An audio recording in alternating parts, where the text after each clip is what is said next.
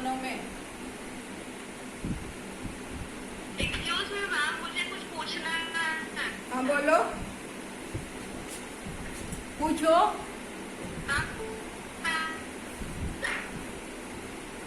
बोलो, क्लियर आवाज। यूनिट पढ़ा है। क्या बोल रही हो, नहीं समझ में आ रहा है, रुको।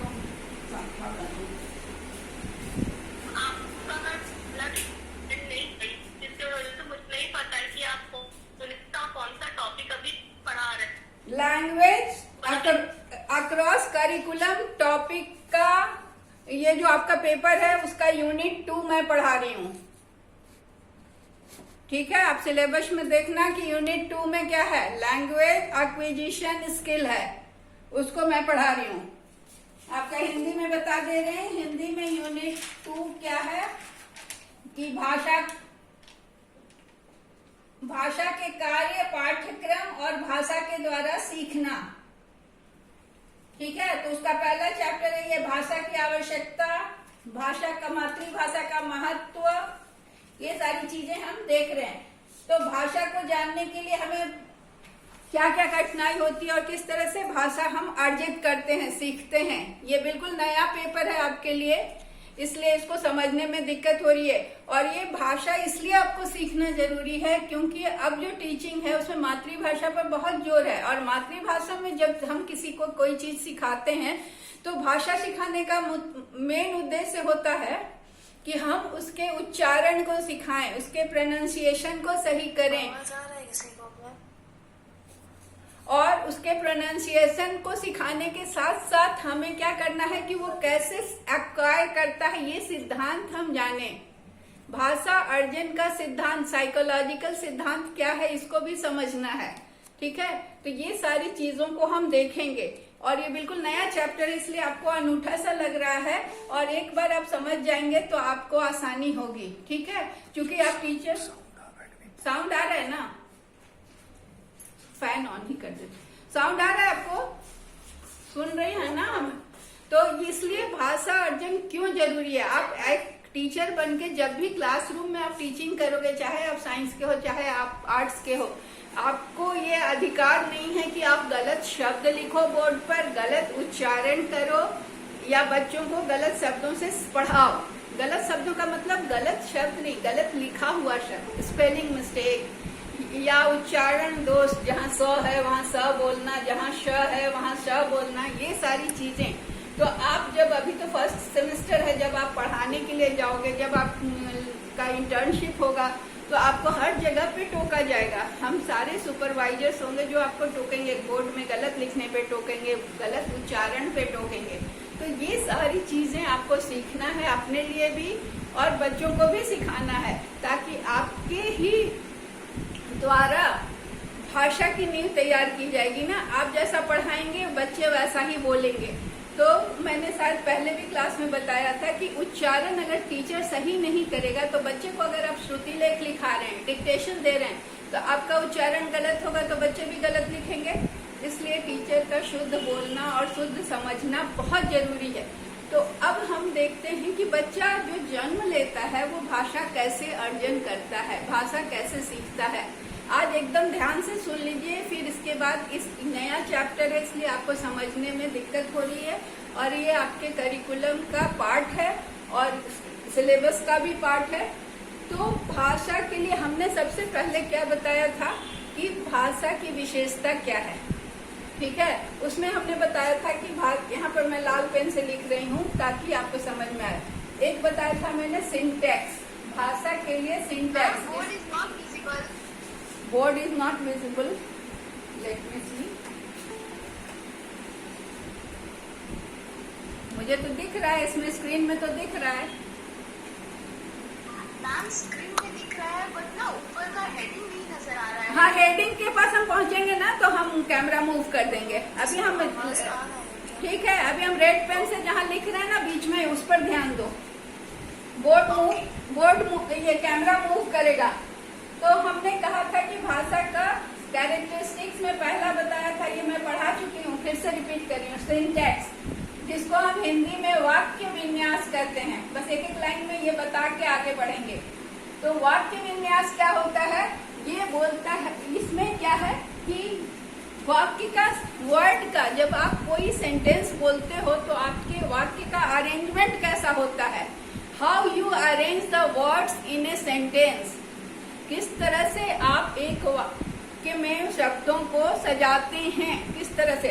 क्या आप लिख सकते हैं, मैंने पहले भी बताया था कि राम खाता है रोटी, क्या ये सही सेंटेंस होगा, नहीं ना, इसमें क्या होगा, राम रोटी खाता है। तो दिस इज कॉल्ड सिंटैक्स, कि शब्दों का आप विन्यास किस तरह से करेंगे, शब्दों को आप अरेंज कैसे करेंगे, लिखेंगे कैसे। तो पहला चीज हुआ सिंटैक्स, आप नोट कर लीजिए कि ये भाषा का कैरेक्टरिस्टिक्स पहला है वाक्य विन्यास या सिंटैक्स, इसको आप नोट कर लीजिए, क्योंकि ये मैंने वहाँ क्लासरूम में पहले भी पढ़ाया। दूसरा है, दूसरी विशेषता है भाषा की सिमेंटिक्स,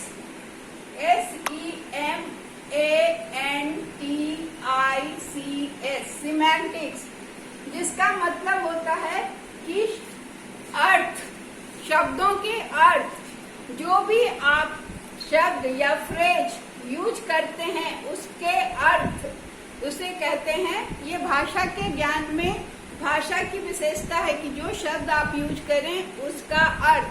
तो एक उदाहरण देते, शेक्सपियर के समय के शेक्सपियर ने एक फ्रेज सबसे पहले यूज किया था, उसका उदाहरण देते हैं, ब्रेकिंग द आइस, ठीक है, शेक्सपियर ने सबसे पहले ये मेटाफर यूज किया था, ठीक है। अब ये शब्द आप प्रयोग कर रहे हैं, तो ये शब्द का अर्थ आपको समझना होगा, तब इसको लिटरली हम नहीं लेंगे। ब्रेकिंग द आइस मतलब बर्फ तोड़ना नहीं हुआ, यहाँ पर ब्रेकिंग द आइस का मतलब हुआ ब्रेकिंग द साइलेंस। कोई मीटिंग शुरू होने वाली है, कुछ भी होने वाला है जिसमें अनजान लोग बैठे हुए हैं, जैसे अभी आप सारे इकट्ठे हो गए, ठीक है। अब क्लास कैसे शुरू करें, सीधे तो हम पढ़ाना नहीं शुरू कर सकते हैं, then I have to break the ice, breaking the ice, silence को तोड़ना होगा। तो कैसे करेंगे, hello students, good morning, how are you, आप लोग सेफ हो, इस तरह की कोई भी बात जो करके हम बात शुरू करते हैं, सीधे मुद्दे पे नहीं आते हैं, तो उसे हम कहते हैं ब्रेकिंग द आइस। तो ब्रेकिंग द आइस क्या हुआ, यहाँ पर फ्रेज हुआ, तो फ्रेज या वर्ड, ब्रेकिंग द आइस का मतलब हुआ साइलेंस तोड़ना, इस नए मतलब नए माहौल में इंट्रोडक्शन करना, लोगों को थोड़ा कंफर्टेबल करना ताकि लोग आपसे मुखातिब हो सकें। तो ये दूसरा हुआ सिमेंटिक्स, जिसका मतलब हुआ कि शब्दों के अर्थ, मीनिंग ऑफ वर्ड्स। तीसरी विशेषता है, हम इसको डिटेल में बता चुके हैं इसीलिए हम बार बार बोल रहे हैं, मॉर्फोलॉजी, मतलब इसको हमने फोनोलॉजी, मॉर्फोलॉजी में हमने बताया था, फोनोलॉजी उसके बाद morphology, MORPHOLOGY, a form of words, ठीक है। तो कुछ वर्ड्स फॉर्म में होते हैं, कुछ वर्ड फॉर्मलेस होते हैं, मतलब किसी का फॉर्म होता है कि मतलब जैसे हैं वैसे उनका हम प्रयोग कर लेते हैं, और कुछ वर्ड जो होते हैं जिनका कोई फॉर्म नहीं होता, वो फॉर्म वाले वर्ड के साथ लगकर यूज होते हैं। जैसे स्वीट, ये फॉर्म वाला वर्ड है, कहीं भी यूज कर दो, ठीक है, स्वीट का प्रयोग कहीं भी आप कर सकते हैं। और एक ये है LY, अगर हम LY को लें तो ये फॉर्मलेस है, ये अकेले यूज नहीं हो सकता, इसको यूज करने के लिए हमको फॉर्म वाला वर्ड लेना होगा। तो स्वीट के साथ हम स्वीटली कर सकते हैं। तो ये LY जो हो गया, ये फॉर्मलेस वर्ड हुआ। तो मॉर्फोलॉजी में दो तरह के वर्ड होते हैं, एक का फॉर्म होता है, एक का फॉर्मलेस होता है। तो वो फॉर्मलेस जो वर्ड होते हैं वो हम किसके साथ यूज करते हैं, फॉर्म वाले शब्दों के साथ। जैसे उसने आदर और पूर्वक, हिंदी में हम उदाहरण दे रहे हैं कि दो शब्द है, आदर अपने आप में कंप्लीट शब्द है कि नहीं, लेकिन पूर्वक अपने आप में कंप्लीट शब्द नहीं है, ये फॉर्मलेस है। तो इसको जब भी हम यूज करेंगे तो एक फॉर्म वाले शब्द के साथ प्रयोग करेंगे। तो आदर पूर्वक हो सकता है, आदर के साथ हम पूर्वक लगा देंगे तो ये आदर पूर्वक हो जाएगा। ठीक है, तो पूर्वक क्या हो गया कि बिना फॉर्म का शब्द है। तो ये हो गया मॉर्फोलॉजी। अब हम देखते हैं फोनोलॉजी। इसको समझ लेंगे ना तो आगे फिर हम लोग को आसानी रहेगी। फोनोलॉजी में क्या है कि कैसे हम उच्चारण करते हैं किसी भी शब्द का। ठीक है, बहुत सारे शब्द होते हैं जिनका हम मुंह से उच्चारण करते हैं, किसी का नाक से उच्चारण करते हैं। ठीक है, तो ये लिंग्विस्टिक साउंड जो निकलता है, किसी को हम तालु से करते हैं, जैसे तालव्य श, दंत स को दांत से बोलते हैं, तालव्य श को तालु से बोलते हैं। ठीक है, तो इसी तरह से ख और ख, तो जिस तरह का जो वर्ड लेटर का जो प्रोनाउंसिएशन होता है, किसी को हम ना जैसे ओम, तो फिर कहीं नाक पे जोर पड़ता है, तो इसको हम फोनोलॉजी कहते हैं कि हम किस तरह से लेटर्स का उच्चारण करते हैं। तो लिंग्विस्टिक में ये इस बहुत महत्वपूर्ण है और एक टीचर होने के नाते आपको उच्चारण बहुत सही करना है। फिर अगला है प्रैग्मेटिक साउंड।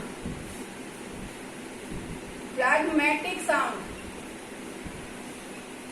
प्रैग्मेटिक का मतलब जो होता है प्रयोजन। तो कुछ ऐसे साउंड होते हैं जो प्रयोजन से डाले होते हैं, मतलब लैंग्वेज का वो हिस्सा जो आपको समझ में मतलब लिखा हुआ नहीं है लेकिन आप समझ रहे हैं, तो उसे हम प्रैग्मेटिक साउंड कहते हैं। मतलब हर चीज बोला नहीं जाता है बल्कि वो उससे बोलने के तरीके से उसको आपको समझ में आता है कि कोई झुंझला के बोल रहा है, कोई प्यार से बोल रहा है, कोई गुस्सा से बोल रहा है। तो ये आप जो नरेशन देते हैं या जो स्पीच आप लिखते हैं या बोलते हैं उससे पता चलता है। तो वैसे साउंड को जिसका कोई क्लियर कट नहीं होता है कि वो गुस्से में बोल रहा है या ये आपको समझना है, सुनने वाले को समझना है, so that is known as pragmatic sound, प्रयोजन वाला। तो ये हो गया हमारा भाषा की विशेषता। ठीक है, अब हम चले लैंग्वेज क्या होता है। तो लैंग्वेज क्या है? लैंग्वेज कोई भी ह्यूमन कंडीशन है, एक्सक्लूसिवली ह्यूमन ही बोल सकते हैं। भाषा का प्रयोग केवल भाषा का प्रयोग केवल ह्यूमन बीइंग करते हैं, ह्यूमन कंडीशन है। दूसरी कोई भी स्पेसीज वो भाषा से नहीं बोलते, आवाज मतलब शब्दों का प्रयोग नहीं करते। उनकी आवाज कैसे आती है, वो कैसे बात करते हैं, साउंड से या मूवमेंट से वो आपस में कम्युनिकेट करते हैं। लेकिन ह्यूमन बीइंग कैसे कम्युनिकेट करते हैं? लैंग्वेज से, शब्दों से, वाक्यों से। ठीक है, तो 140 कैरेक्टर, अब देखिए कितना पावरफुल होता है भाषा कि कोई एक ट्वीट है जिसमें 140 कैरेक्टर ही उसका रहता है लिमिट ना। तो कोई ट्वीट करता है तो वो क्या कर सकता है, वो रिवॉल्यूशन ला सकता है, किसी एक के ट्वीट से रिवॉल्यूशन आ सकता है। मतलब भाषा कितनी पावरफुल है, या 140 लेटर का ट्वीट इतना पावरफुल हो सकता है। तो ये जो भाषा का पावर है कितना इम्पोर्टेंट है। तो भाषा जानना और भाषा को एक्सप्रेस करना, भाषा की अभिव्यक्ति इतनी पावरफुल, इतनी स्ट्रांग होती है कि आप दुनिया बदल सकते हैं। तो लेकिन सवाल उठता है कि इसको हम अक्वायर कैसे करें, इसको हम अधिग्रहण कैसे करें। तो इस स्किल्स को ग्रहण करने के लिए अधिग्रहण, how to acquire this skills, हम क्या कहते हैं, क्या चाहिए हमें? हम 4 स्किल्स चाहते हैं, 4 skills to speak a language. तो एक लैंग्वेज को बोलने के लिए हमें 4 स्किल्स की जरूरत होती है।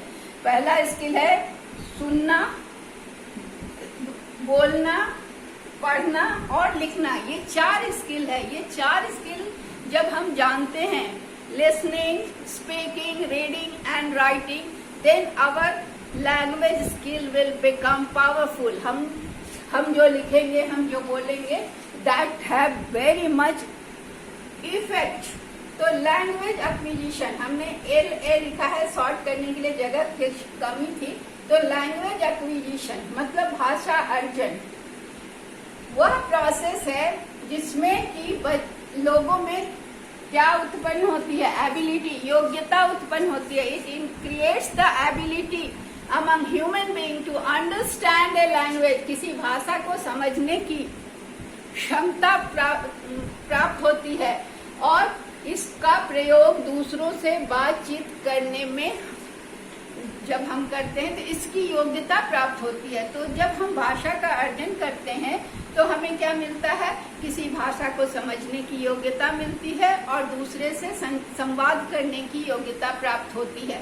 तो लैंग्वेज एक्विजिशन, भाषा अर्जन में पहला जो लैंग्वेज होता है उसको हम कहते हैं नेटिव लैंग्वेज एक्विजिशन, मातृभाषा का अर्जन। तो मातृभाषा का अर्जन क्या होता है? उसके लिए कोई एक्स्ट्रा या स्पेशल एफर्ट करने की जरूरत नहीं होती।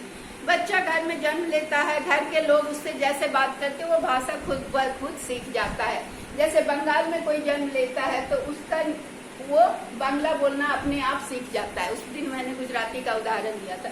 तो जिस माहौल में आप रहते हो, जिसमें आपके पेरेंट्स बात करते हैं, जिसमें आपको हर चीज का इंस्ट्रक्शंस मिलता है, आप अपने आप सीख जाते हैं।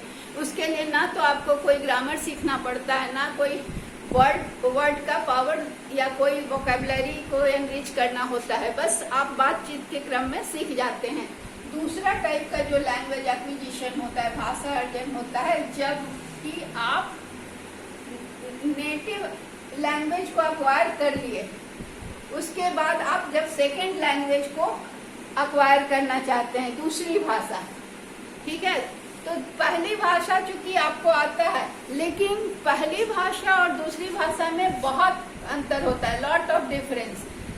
सेकेंड लैंग्वेज जो एक्विजिशन है वो बहुत डिफरेंट होता है और डिफरेंट टाइम में होता है, डिफरेंट प्लेस में होता है। छोटे बच्चों को दूसरी भाषा नहीं सिखाई जाती है।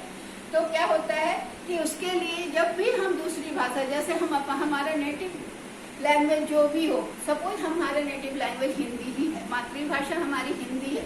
अब हमें अंग्रेजी सीखने के लिए हमें ग्रामर सीखना पड़ेगा, वर्ड का पावर बढ़ाना पड़ेगा। और कैसे सीखेंगे वर्ड्स? इंग्लिश की शिक्षा हमें कैसे मिली है? तो वर्ड दिखाया गया, फिर उसका पिक्चर दिखाया गया, जिससे कि हम उसको कोरिलेट करके सीखे, ट्रांसलेट करके सीखे। अब तो यूट्यूब के वीडियोस भी हैं जो विभिन्न तरह के भाषा या अलग अलग भाषा को सीखने में मदद करते हैं। तो लैंग्वेज का जो भी सक्सेस है वो किस पर डिपेंड करता है? आपके मोटिवेशन पे। मोटिवेशन, आप में कैसा मोटिवेशन है किसी चीज को सीखने का? मोटिवेशन दो तरह का होता है, आप आगे पढ़ेंगे। एक होता है इंट्रिंसिक और दूसरा होता है एक्सट्रिंसिक। इंट्रिंसिक मोटिवेशन जब ये होता है कि आप किसी व्यक्ति के अंदरूनी मोटिवेशन होता है उसमें, ठीक है। तो वो अंदर से बहुत चीज सीखना चाहता है। बहुत लोगों को आपने देखा होगा जो बहुत काम करना चाहते हैं, ये भी सीख लें, वो भी सीख लें, तो वो इंट्रिंसिक मोटिवेशन होता है, उनके अंदरूनी मोटिवेशन होता है जिससे वो कोई चीज को सीखते हैं। और एक होता है एक्सट्रिंसिक मोटिवेशन। एक्सट्रिंसिक मोटिवेशन में क्या होता है? बाहरी मोटिवेशन तब होता है जैसे कि आप किसी अभी क्या हुआ, अभी तो सब लोग कंप्यूटर जानते हैं, लेकिन अगर मान लीजिए कुछ समय पहले ऐसा था कि किसी ऑफिस में काम कर रहा है आदमी, ठीक है, तो एक कंप्यूटर स्किल्स वाला है, एक को नहीं आता, कंप्यूटर ऑपरेट करने भी नहीं आता। हमारे पेरेंट्स जैसे हैं, उस समय तो नहीं था। तो वो लोग क्या करते हैं, जिनको कंप्यूटर ऑपरेट करने आ रहा है वो बहुत जल्दी जल्दी उसका प्रमोशन मिल रहा है, और इसको नहीं मिल रहा है। तो इसको क्या मोटिवेशन मिलेगा? इसको एक्सट्रिंसिक मोटिवेशन मिलेगा कि उसकी तरह मैं भी अक्वायर कर लूँ ये स्किल, तो मेरा भी प्रमोशन अच्छा होगा और लोग मुझे पसंद करेंगे। तो ये सबसे पहले आपका मोटिवेशन जो कि आपको दूसरी भाषा को सीखने के लिए प्रेरित करता है। फिर दूसरा है क्वालिटी ऑफ इनपुट्स, मतलब आपको क्या सीखना है और उसमें कितनी आपकी तत्परता है, ये आपको इसकी ओर आगे बढ़ाता है। अब फिलोसफर जितने भी हुए हैं वो हमेशा, फिलोसफर, साइकोलॉजिस्ट जितने भी थे, मनोवैज्ञानिक और दार्शनिक लोग, वो मनुष्य के लिंग्विस्टिक एबिलिटी पर बहुत ज्यादा ध्यान दिए, उससे बहुत ज्यादा प्रभावित हुए। ये सुकरात के समय से चला आ रहा है। सुकरात ने एक वर्ड बोला था, नो दाई सेल्फ, ठीक है। इसमें उन्होंने लैंग्वेज के सहारे या फिर बुक्स को, ये सारा इनिशियल लैंग्वेज पर बहुत ज्यादा फैसिनेशन था और बहुत ज्यादा स्ट्रेस डाला था। अब हम कुछ थ्योरीज को देखेंगे जो कि साइकोलॉजी की थ्योरीज हैं, जो हमें लैंग्वेज एक्विजिशन के बारे में बताएंगे कि किस तरह से बच्चे लैंग्वेज एक्वायर करते हैं जन्म के बाद। तो 3 तरह के थ्योरी को हम आज डिस्कस करेंगे। पहला है बिहेवियरिज्म, ये साइकोलॉजिकल थ्योरी है, ये दिया गया है स्किनर के द्वारा। स्किनर के थ्योरी को स्टिमुलस रेस्पॉन्स थ्योरी कहा जाता है। ऐसा थ्योरी आप जब आगे सेकेंड सेमेस्टर में आप पढ़ेंगे शायद या इसी सेमेस्टर में। तो ये लर्निंग एक्विजिशन पर इन्होंने बताया। बहुत दिन से ये डिबेट चलता है, नेचर एंड नर्चर। तो साइकोलॉजिस्ट का कहना है कि लैंग्वेज एक्विजिशन प्रकृति पर या पोषण पर, किसका कैसा पोषण हुआ है या कैसी प्रकृति है उस व्यक्ति की या पोषण, दोनों से प्रभावित होती है। तो स्किनर का मानना है कि नर्चर, इट इज नर्चर, कैसा पोषण हुआ है वो लैंग्वेज को प्रभावित करता है। तो उन्होंने बताया कि लैंग्वेज एक्विजिशन बहुत बड़ा और क्या है, बड़ा और कॉम्प्लेक्स, जटिल प्रक्रिया है। किसका? कंडीशनिंग का।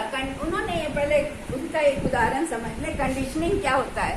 कंडीशनिंग होता है किसी चीज की आदत होनी।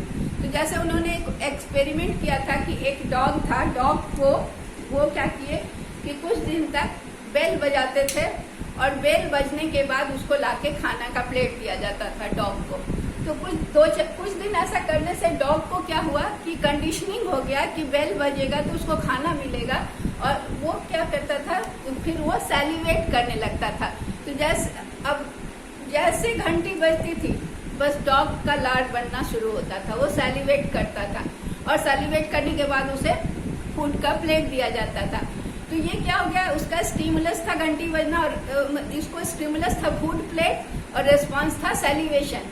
तो वो कंडीशन हो गया। अब क्या हुआ कि अब घंटी बजती थी, खाना नहीं भी आता था तो भी वो सैलिवेट करता था। तो इस सिद्धांत को स्किनर ने लर्निंग ऑफ लैंग्वेज और लैंग्वेज एक्विजिशन से जोड़ा है। उन्होंने कहा कि यहाँ पर ये कंडीशनिंग का केस है। क्या है कि ये सारा रिकॉग्निशन और एसोसिएटिंग वर्ड्स विथ मीनिंग, मतलब कहने का है कि अगर बच्चे को कोई चीज सिखाया जाता है, जैसे बच्चे को दूध कह के और उसके बाद उसे फीडिंग बॉटल में दूध दिया जाता है, तो क्या होता है, वो छोटा बच्चा समझ जाता है कि दूध क्या है, will get correct form of language when he observes reinforcing. नहीं, यहाँ पर क्या है कि बेबी हियर्स मिल्क, उसने सुना कि दूध, चलो दूध पियो, और उसके बाद वो जब तक वो देखता नहीं है कि वो दूध उसको बॉटल से मिल रहा है तो उसको नहीं पता है, लेकिन धीरे धीरे वो समझ जाता है दूध मतलब बॉटल आएगा, बॉटल में दूध आएगा। तो इससे क्या हुआ कि वो लर्न कर गया, क्या सीख गया कि दूध, मिल्क का मतलब क्या है, तो दूध, वो एक वर्ड वो सीख गया।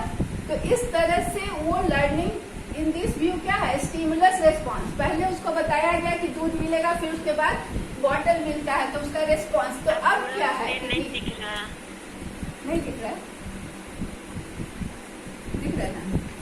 धीरे धीरे वो क्या करता है वो बच्चा ना कि अब कोई भी वर्ड सीखता है, ठीक है, अभी तो दूध सीखा, उसके बाद वो खिलौना सीख लिया, टॉय सीख लिया, बॉल सीख लिया, कोई भी वर्ड सीखा, और जब वो बोला, मान लो वो पहली बार बॉल वर्ड बोला, तो उसके इर्द गिर्द जो लोग हैं पेरेंट्स से, उसने स्माइल किया या फिर खुश हुए या उसको पैटिंग किए, वाह बॉल बोलना सीख गया। तो क्या होगा कि उसको एनकरेजमेंट मिलेगा, और एनकरेजमेंट ये रीइंफोर्समेंट मिलेगा। इसको हम साइकोलॉजी में रीइंफोर्समेंट करें। तो रीइंफोर्सिंग बिहेवियर हो गया कि जब वो किसी चीज को, नई चीज को बोल रहा है तो उसको रीइंफोर्समेंट मिल रहा है, लोग खुश हो रहे हैं, तालियां बजा रहे हैं, उसको पैटिंग कर रहे हैं, उसको प्यार कर रहे हैं। तो इससे क्या होता है कि वो बच्चा सीख लेता है। तो उनका बिहेवियरिस्ट जो थे स्किनर, उनका कहना था कि language is reinforced in you. तो बिहेवियरिस्ट का मानना है कि लैंग्वेज कैसे सीखता है लोग, तो उसको बड़ाई करने से, उसको एनकरेज करने से, रीइंफोर्समेंट देने से। रीइंफोर्समेंट का मतलब होता है बड़ाई करना, स्माइल करना, उसको पैटिंग करना, इस तरह से। तो बिहेवियरिज्म का क्या कहना था कि बच्चों को सिखाने के लिए स्कूल कॉलेज नहीं भेजना है, क्या करना है, बस वो कुछ भी नया करे तो उसको आप बड़ाई कीजिए, रीइंफोर्स कीजिए, उसको एनकरेज कीजिए, ठीक है। दूसरा है यूनिवर्सल ग्रामर, ये नोम चोम्स्की दूसरे साइकोलॉजिस्ट का नाम, ये पहले थे स्किनर, दूसरे हैं नोम चोम्स्की। इनका कहना है इन्हें फादर ऑफ मॉडर्न लिंग्विस्टिक कहा जाता है, फादर ऑफ मॉडर्न लिंग्विस्टिक, आधुनिक भाषा के जनक। इन्होंने बिहेवियरिज्म थ्योरी पर अटैक किया, मतलब उससे एग्री नहीं किए। उन्होंने क्या कहा कि पेरेंट और child interactions are limited so not significant और लैंग्वेज लर्निंग। उनका कहना है कि माँ बाप और बच्चे में जो इंटरेक्शन होता है वो लिमिटेड होता है, बहुत ज्यादा नहीं होता है, इसको यहाँ रख दो, उसको वहाँ कर दो, इस तरह की बातें करते हैं वो लोग बहुत ज्यादा इंटरेक्शन नहीं करते छोटे बच्चे से पेरेंट्स, ठीक है।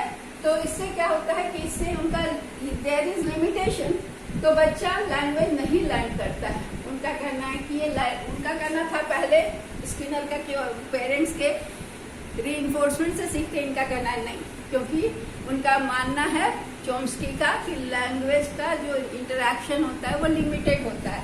तो उन्होंने क्या कहा, उन्होंने कहा कि human being are biological wired for language. उनका कहना है कि बायोलॉजिकल हम लोगों का बनावट ही ऐसा है कि हम लैंग्वेज एक्वायर करें, हम सीखें, हमारी बनावट ऐसी है कि हम बने हुए हैं लैंग्वेज सीखने के लिए। We have language acquisition device, हमारे अंदर में भाषा अर्जन का डिवाइस है, that allows us to learn language, जो हमें लैंग्वेज सीखने के लिए बातें करता है, ये हमारे अंदर है, इट इज इनेक्ट, मतलब इसे बाहर से थोपना नहीं है, सिखाना नहीं है, ये अंदर है, अपने आप हम सीखते हैं, ठीक है। तो we know writing comes later in the language learning process, क्योंकि हम भाषा पहले सीखते हैं, लिखना तो हम बाद में शुरू करते हैं। तो लिखना हम भाषा बोलना हमें खुद से आ जाता है, लिखना हम बाद में सीखते हैं। तो चिल्ड्रन के पास, बच्चों के पास लैंग्वेज एक्विजिशन डिवाइस होता है और वो उसको खुद ही फिगर आउट करते हैं और अपनी मातृभाषा से उनके रूल्स को समझ जाते हैं खुद से और सीख जाते हैं। और ये ग्रामर खुद अपने यूनिवर्सल ग्रामर खुद सेट करते हैं। जैसे वो पहले सबको आता है, बोलेंगे माँ आता है, पापा आता है, गाय आता है, बिल्ली आता है, पहले अपने आप बोलते हैं, फिर खुद ब खुद उसको सीधा ठीक कर लेते हैं, ठीक है। तो इसको हम कहते हैं ये उनका यूनिवर्सल ग्रामर है। वो उसके लिए उनको ना वर्ड सीखना पड़ता है, ना बुक पढ़ना पड़ता है, ना ट्रांसलेशन सीखना होता है, ना यूट्यूब का वीडियो देखना होता है, वो खुद ब खुद सीख लेते हैं। तो ये जो नेचर नर्चर का उन्होंने पोषण पर जोर दिया स्किनर ने, और ये नेचर नर्चर डिबेट में इन्होंने नेचर को कहा कि by nature children have innate capacity to learn language, they learn by themselves, no outer reinforcement is required for that. तो ये हो गया नोम चोम्स्की का थ्योरी, जो कि मॉडर्न लिंग्विस्टिक के फादर कहे जाते हैं। ये सब क्वेश्चन आप लोग का कंपटीशन के लिए बहुत इंपॉर्टेंट है। फिर है कॉग्निटिव थ्योरी, ये किसका दिया हुआ है, ये नहीं दिख रहा है नीचे, हाँ नीचे कर रहे हैं। तो ये पियाजे का दिया हुआ थ्योरी है। पियाजे, जीन पियाजे का नाम सुने हैं, उन्होंने कॉग्निटिव थ्योरी दिया है। कॉग्निटिव थ्योरी लैंग्वेज में पियाजे ने नेचर नर्चर डिबेट को उन्होंने कट कर दिया। नो नेचर नर्चर डिबेट को उन्होंने माना ही नहीं। उन्होंने कहा ना तो ये प्रकृति और ना ही पोषण, लैंग्वेज के लिए ये दोनों में से कोई जिम्मेदार नहीं है। उन्होंने किस पर जोर दिया, cognitive theory of learning acquisition. Side से थोड़ा सा कट रहा है, साइड से कट रहा है, हाँ। अब देखो, सॉरी यहाँ पर एक लाइन क्या हुआ कि उन्होंने केवल नेचर या केवल नर्चर, हम गलत बोल दिए थे, दोनों को उन्होंने साथ लिया। ऊपर वाले ने नर्चर को लिया था, बीच वाले ने नेचर को, इन्होंने दोनों को दिया है कि केवल नेचर नहीं, केवल नर्चर नहीं, बल्कि दोनों मिलकर बच्चे को लैंग्वेज एक्विजिशन में मदद करते हैं। उनका दोनों का रोल होता है, तो उन्होंने कहा कि बच्चों में जो मेंटल कैपेसिटी डेवलप होती है, तो क्या है कि कैसे डेवलप होता है, हमारी जो योग्यता होती है, हम अपनी एबिलिटी, हर बच्चा अपनी एबिलिटी के हिसाब से सीखता है, ठीक है। हम एबिलिटी जो योग्यता होती है, अब तो जानते हैं कि हर बच्चा एक योग्यता का नहीं होता है। वहाँ बच्चों में आपस में एक ही क्लास में आप लोग सारे बच्चे हैं, क्या सबका एबिलिटी एक जैसी है? नहीं, देयर इज इंडिविजुअल डिफरेंस, व्यक्तिगत विभिन्नता होती है। हर के रूप, रंग, इंटेलिजेंस, हेल्थ, ब्रेन, सब चीज में अंतर होता है, ठीक है। तो सबकी योग्यता भी उसी तरह से अलग अलग होती है। तो हर बच्चा जो लर्न करता है अपने योग्यता के अनुसार, which is due to our cognitive development, हमारा जो ज्ञानात्मक विकास होता है उसके आधार पर हम कुछ सीखते हैं। तो एबिलिटी टू लर्न सब में अलग होता है, एबिलिटी टू रीजन भी अलग अलग होता है, तर्क करने की शक्ति अलग होती है, एब्स्ट्रैक्ट अमूर्त चिंतन की भी, सब कोई लोग एब्स्ट्रैक्ट चीज को तुरंत समझ लेता है। जैसे आप ये स्पेस इंजीनियर्स और आर्किटेक्ट्स को देखते हैं ना, तो उनकी एब्स्ट्रैक्ट थिंकिंग आम लोगों से ज्यादा अच्छी होती है। तो हर व्यक्ति की एबिलिटी अलग अलग होती है, हर व्यक्ति का कॉग्निटिव डेवलपमेंट अलग होता है, पियाजे का ये कहना था।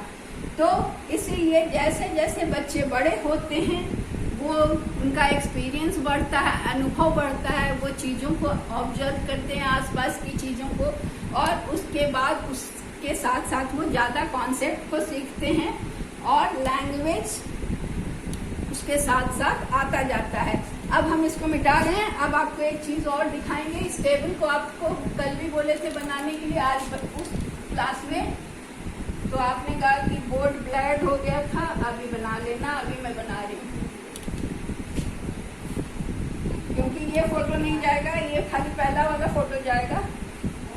अभी मेरा कैमरा, ये मोबाइल इंगेज है इसलिए फोटो नहीं खींच पाऊंगी, तो इसको आप बना लो।